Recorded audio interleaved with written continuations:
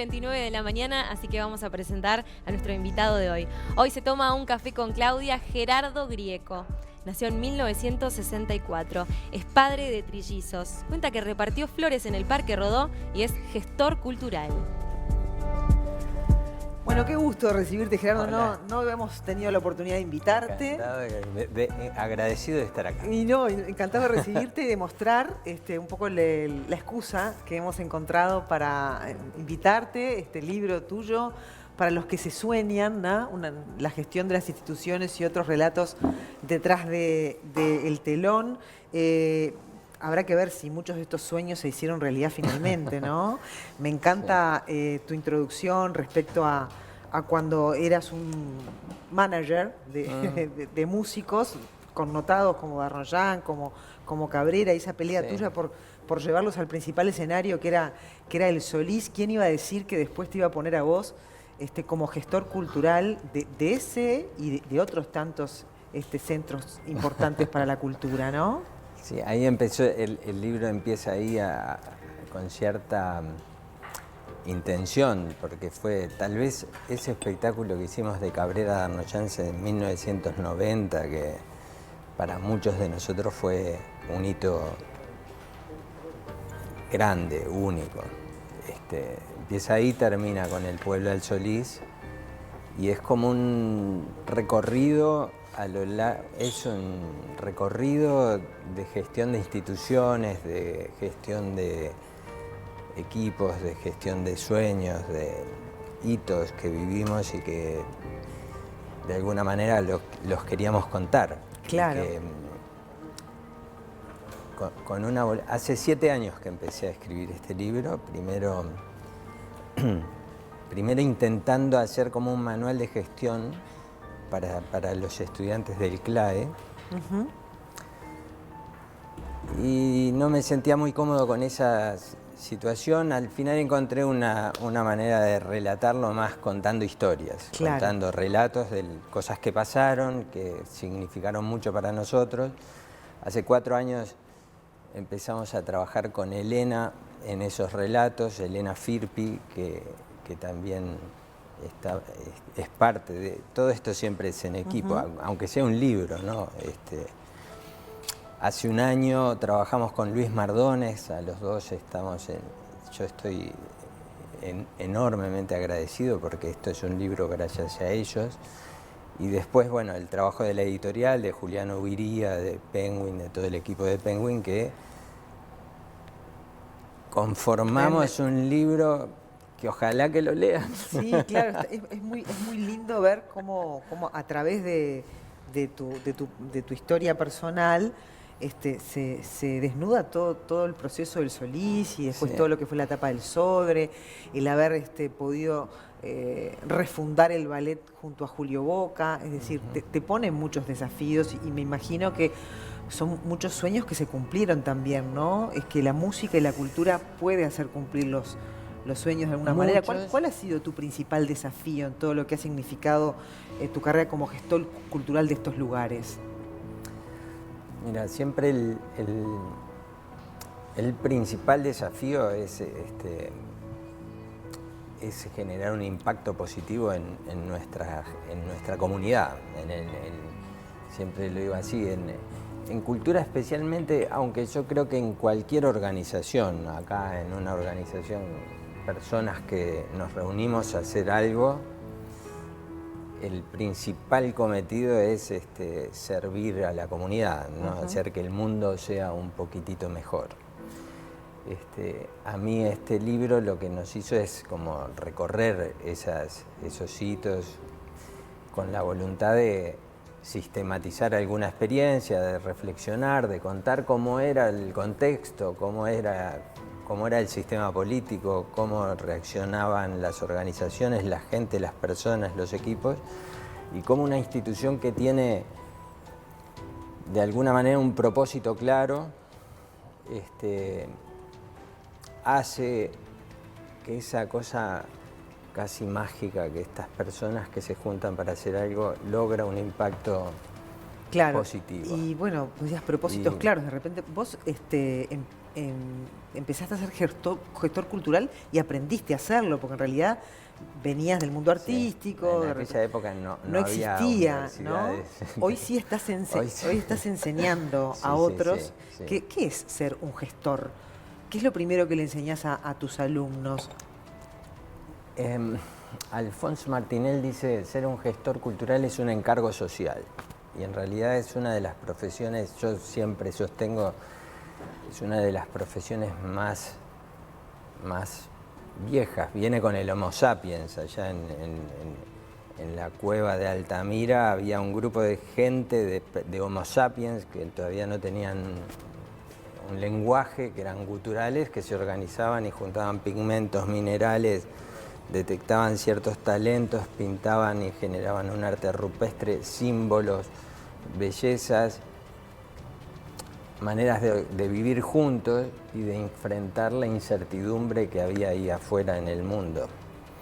Y eso nos pasa de vuelta hoy, ¿no? Recién hablaban de las redes sociales, de la incertidumbre que hoy este mundo con la revolución tecnológica nos pone ahí enfrente, y ser un gestor cultural es, de alguna manera, conectar artistas, talentos, instituciones, personas, y que nos generen símbolos que nos den esperanza de la manera de enfrentar esa incertidumbre. Claro, y en el medio de eso hay que manejar las frustraciones también, porque uno puede ingresar con un objetivo y un sueño y de repente lo que más hay son frustraciones. La burocracia se te pone enfrente y decís, no, esto mirá, no lo podés hacer, no lo podés cambiar. Sí.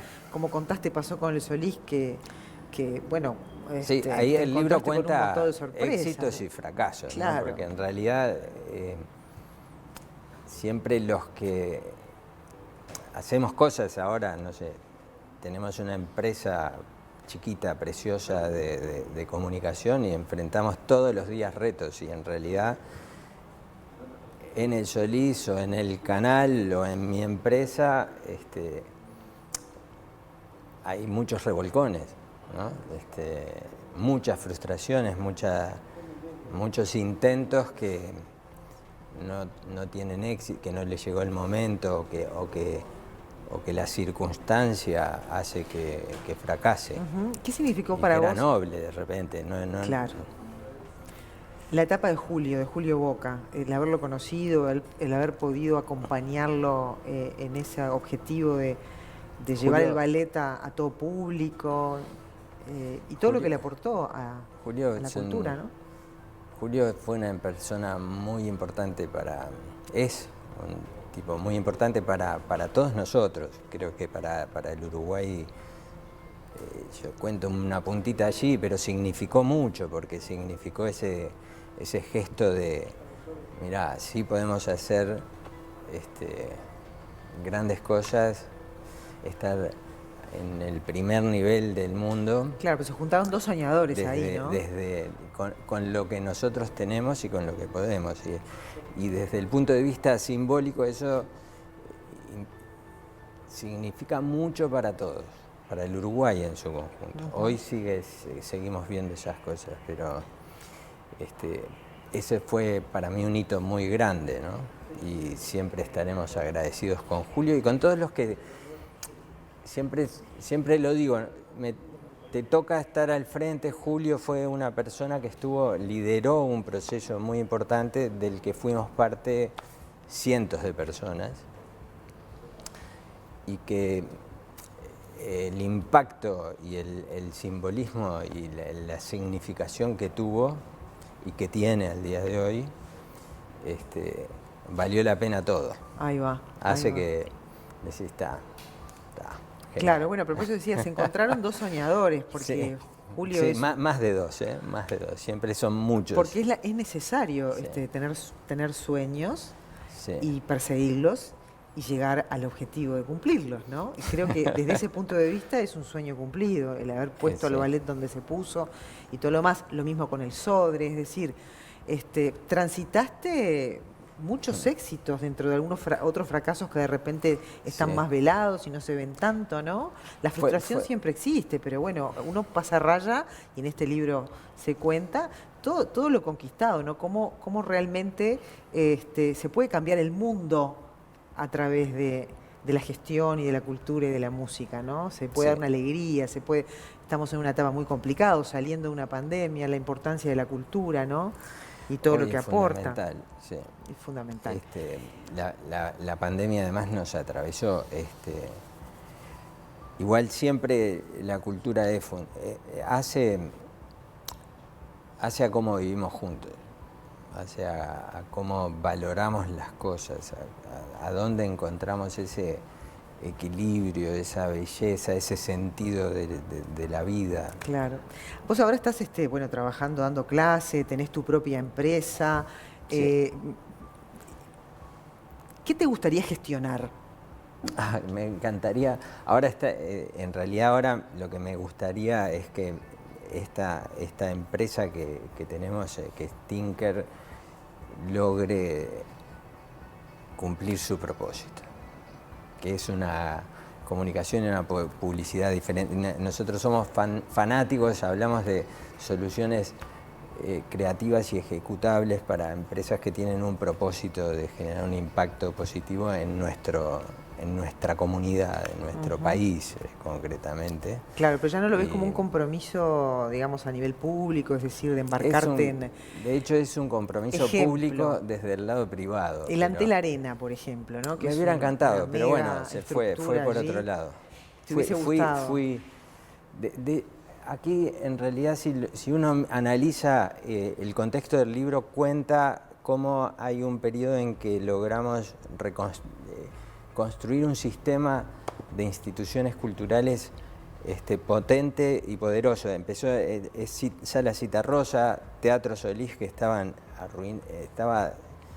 muy mal, hubo que reformarlo, y quedó mejor que nunca en la vida. El auditorio, el Antel Arena es también parte de ese envión. El Florencio Sánchez empezó antes de la Citarrosa, lo inauguramos nosotros con Gonzalo Carámbula. Todo el libro es un homenaje a Gonzalo también. El Florencio Sánchez es el sacude, hoy la Lazaroff, toda la política que llevó adelante el gobierno hasta el día de hoy el Fondo para Mejora de Infraestructura del Interior, que los teatros y los centros culturales de todo el país estaban cerrados en su mayoría y hoy volvieron a abrir y mejorar. Es parte de un impulso, de una política pública que consigue cosas. ¿Y ves que hay continuidad en esa política pública, en todo ese trabajo que ustedes hicieron? ¿Hoy se luce, brilla eso? Creo que en algunos casos sí. La pandemia ha puesto un par de años y tal vez va a durar un poco más, bastante paralizado el mundo, ¿no? Y es de esperar que vuelva a cobrar impulso, sobre todo por la necesidad más grande que nos va a dejar la pospandemia, claro. Es decir, necesidad de que las instituciones culturales cumplan su propósito. Y tienen un propósito central en la vida de las comunidades, chiquitas o grandes, ¿no? Y a mí me parece que esa línea de trabajo va a tener continuidad y tendrá, como todo, ¿no?, sus momentos altos, su Julio Boca y sus mesetas. Claro, digamos. claro. Y siempre con jazmines para repartir. Te digo esto porque leí esta anécdota tuya del año 83, cuando tenías 18 años, una etapa de dictadura muy difícil para esas generaciones que la estaban transitando en esa semana del estudiante y en esa cantidad de jazmines que se repartieron. Hay una historia donde vos le entregás a una señora en la calle y se genera ahí un diálogo silencioso muy intenso, ¿no? Que tiene que ver con la vida misma también, ¿no? Sí, yo ¿Qué te cuento deja ese recuerdo, esa experiencia? En realidad es un hito en mi vida personal que me cambió la vida. Yo era estudiante de ingeniería, entré en el 83 en la Facultad de Ingeniería y fue ese año, fue un año especial, ¿no? A veces lo cuento más en detalle a los jóvenes, sobre todo porque era la salida, estábamos saliendo de la dictadura, La CEP se llamaba en aquella época, la CEPFEU organizó la primera semana del estudiante. Había un entorno especial, vivíamos un momento especial. Venía del plebiscito del 80, en el 83 la primera semana del estudiante, que después termina desembocando en el Río de Libertad, ¿no? Había una sensación de ir recuperando libertad, recuperar la democracia, la autonomía universitaria. Luchábamos por eso, íbamos hacia ese lugar. Ese mismo año incluso yo tenía 18, ¿no? Cayeron los últimos 9 presos, entonces había 9 estudiantes, 1 de cada centro de estudio. Había miedo, porque todavía estábamos en dictadura. Sentíamos una ilusión grande, y en la facultad mi generación lo que decidió para participar en la semana, que terminó en una marcha por Boulevard y en un festival grandísimo, se acordarán, en el Francini, inolvidable, ¿no? En mi generación decidimos juntar jazmines. Dio la casualidad que se adelantaron. Son esos momentos en que Montevideo se llena de jazmines y que están en todas las esquinas, hay alguien vendiendo jazmines. Viste que hay un momento que ¡paf! Coincidió con eso. Juntamos miles de jazmines y salimos a repartirlos. No decíamos nada, entregábamos un jazmín. Y ese impacto que provocó en alguna gente a mí me cambió. Me cambió, pero fue como dije, ¡pa! Esto es. Y es lo que hago desde entonces. Entonces, seguir repartiendo jazmines. Busco ese jazmín para entregarlo. Y eso es, en esencia, para mí es una esencia pura de lo que es la gestión cultural. Es eso, claro. Es buscar ese gesto que le cambia la vida a alguien, que hace... Gracias, Gerardo. Gracias a usted. Gracias. Divino. Y acá hay un jazmín más. Compren el libro, por favor. Ahí está. Bueno, un placer, en serio. Felicitaciones y Gracias. Gracias por todo tu trabajo. No, gracias a usted. Que se ve hoy todavía. Gracias. Ojalá que les guste. Claro que sí. Ese es el detalle. Lo escribimos pensando en inspirar a la gente. Ahí va. Seguro que va a ser así. Ojalá que funcione. Hacemos la pausa. Ya estamos con